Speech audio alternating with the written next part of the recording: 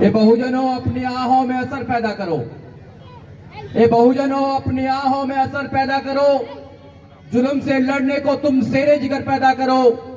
अगर बचाना चाहते हो मान सम्मान स्वाभिमान तो सुनो, घर घर में एक अम्बेडकर पैदा करो, घर घर में एक अम्बेडकर पैदा करो। अभी बंते जी बता रहे थे कि 200 गज जमीन के लिए लठ खाने पड़े, मगर आपको मैं याद दिलाना चाहता हूं कि आपके पास में गौतम बुद्ध नगर है। जब बहन कुमारी मायावती ने गौतम बुद्ध नगर बनाया, 500 एकड़ में 511 एकड़ में गौतम बुद्ध यूनिवर्सिटी बनाई, कोई लठाना नहीं पड़ा आप लोगों को। यह होती है सत्ता की ताकत। जब आपको राष्ट्रीय दलित प्रेरणा केंद्र बनाना पड़ा, एक तरफ सेक्टर 14, एक तरफ सेक्टर 15 और इतने महंगी जमीन है, एक तरफ तुम्हारा इतिहास है, ये होती है सत्ता की पावर। जलीलों की महफिल में कभी शराफत न मिलेगी, जलीलों की महफिल में कभी शराफत न मिलेगी और गैरों से अपनों से मोहब्बत न मिलेगी। वक्त है सियासी हवाओं का, कर लो कब्जा, क्योंकि भीख मांगने से कभी हुकूमत न मिलेगी, भीख मांगने से कभी हुकूमत न मिलेगी।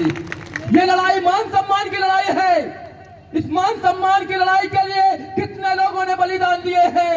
बाबा साहब डॉक्टर अम्बेडकर ने अपने अपने 4-4 बच्चों की कुर्बानी दी है। ये छोटी मोटी लड़ाई नहीं है, ये किसी पद और प्रतिष्ठा की लड़ाई नहीं है, ये कौमों की लड़ाई है। और जब कौम की लड़ाई आती है तो सीना कटने के लिए तैयार रहना चाहिए। आज इन लोगों ने जो प्रोग्राम किया है, सब लोगों को बुलाने का काम किया है, अच्छी बात है, प्यार से हमें रहना चाहिए, मगर हमें अपना रास्ता भी तय करना चाहिए कि हमें कहां जाना है, हमारे लिए कौन सुरक्षित कर सकता है अपने आप को। जो सरकारें बुद्ध की बात करती हैं, बाहर जाती हैं तो बुद्ध की बात करती हैं, मगर भारत में बुद्ध के खिलाफ युद्ध छेड़ रखा है। हमें समझना चाहिए, जब तक हम समझेंगे नहीं, जब तक बात बनने वाली नहीं है। साथियों, समय कैसा चल रहा है, वो खुलेआम कह रहे हैं कि तुम्हारे संविधान को खत्म करना चाहते हैं। वो छुपा नहीं रहे हैं, वो कह रहे हैं कि तुम्हारे संविधान को खत्म करना चाहते हैं, मगर और दूसरे लोग जो हैं वो कोई भी स्टेटमेंट नहीं देते हैं। केवल एक नेता है पूरे देश के अंदर, बहन कुमारी मायावती, जो कहती है कि आप संविधान खत्म करेंगे, हम आपको खत्म कर देंगे इस देश से। आपने अगर संविधान से हाथ लगाया तो आपकी खैर नहीं होगी। वो संविधान को क्यों खत्म करना चाहते हैं? संविधान क्या कहता है? बाबा साहब डॉक्टर अम्बेडकर ने आप लोगों के लिए संविधान बनाया। संविधान क्या चाहता है? संविधान न्याय चाहता है, संविधान समता चाहता है, संविधान समानता चाहता है, संविधान भाईचारा चाहते हैं। मगर ना तो आपको न्याय देना चाहते हैं, ना वो समता की बात करते हैं, ना वो स्वतंत्रता की बात करते हैं और ना वो भाईचारे की बात करते हैं। तो आप लोगों को आवाज उठानी पड़ेगी।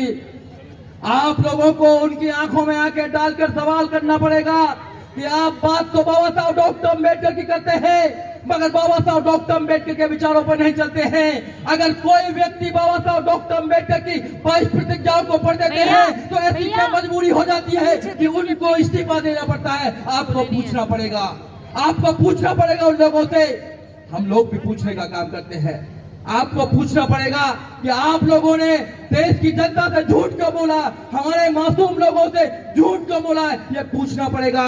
जब तक हमारे लोग जागरूक नहीं होंगे, अम्बेडकरवादी बनना आसान नहीं है।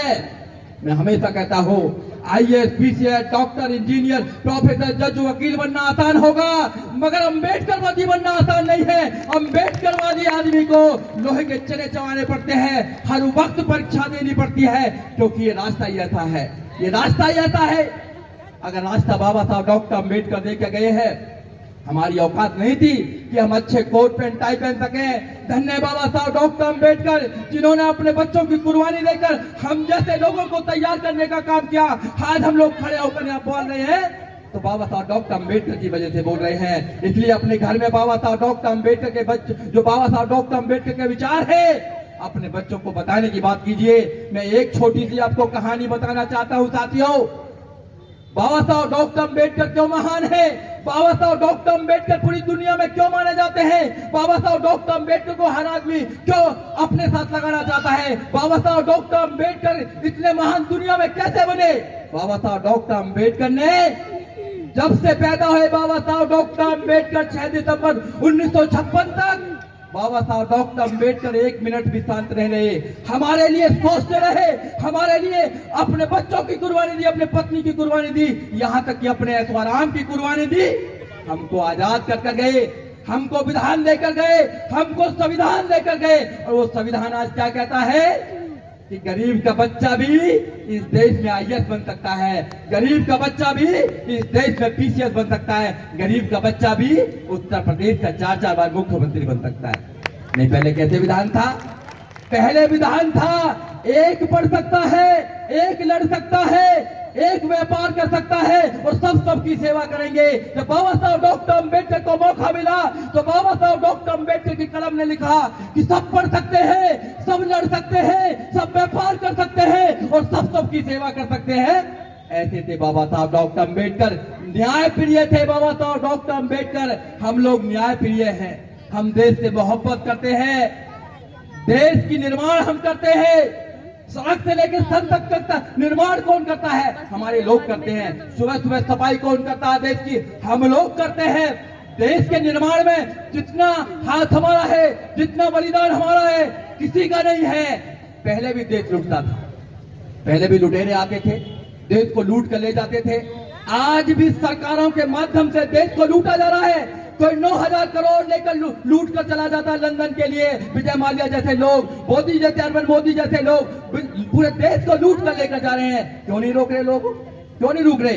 वैसे तो कहते हैं कि हम आपको 5 किलो अनाज देने का काम करेंगे। क्या हमारा यही वास्ता है? क्या हमारा यही हैसियत है कि केवल 5 किलो अनाज के लिए हम अपने बच्चों की आजादी कुर्बान कर दे, अपने बच्चों के एजुकेशन को कुर्बान कर दे? नहीं कर सकते हैं। आपको बाबा साहब डॉक्टर अम्बेडकर के विचारों का पुत्र बनना पड़ेगा, क्योंकि बाबा साहब डॉक्टर अम्बेडकर ने आपके लिए सब कुछ दिया था। और सबसे ज्यादा ताकत जो है वो आपके अंदर राजा बनाने की ताकत है। जब आप राजा बना सकते हैं तो अपना राजा क्यों नहीं बना सकते हैं? क्यों नहीं राजा बना सकते हैं? धर्म की रक्षा उनकी होती है जिनका राजा होता है। जब जब भी तुम्हारा राजा बना, सम्राट अशोक बने तो धर्म की रक्षा हुए, बहन जी सरकार में आई तो आपके धर्म की रक्षा हुई, और अगर दोबारा भी बहन जी आएंगी तो आपके धर्म की रक्षा होगी। कोई करने वाला नहीं, कोई करने वाला नहीं है। कातिल से आप रहम की भीख मांग रहे हैं और कह रहे हैं कि हमको माफ कर दीजिए, हमारा कत्ल नहीं कीजिए। जब जब भी मौका मिलेगा कातिल को आपको काटेगा, आपके बच्चों के एजुकेशन को खत्म करेगा, रोजगार को खत्म करेगा, न्याय को खत्म करेगा, स्वतंत्रता को खत्म करेगा, आपकी हर चीज को खत्म करने का काम करेगा, यहाँ तक कि आपके संविधान को भी खत्म करने का काम करेगा। तो कातिलों से रहमत की उम्मीद मत कीजिए कि कातिल रहम की उम्मीद करेगा।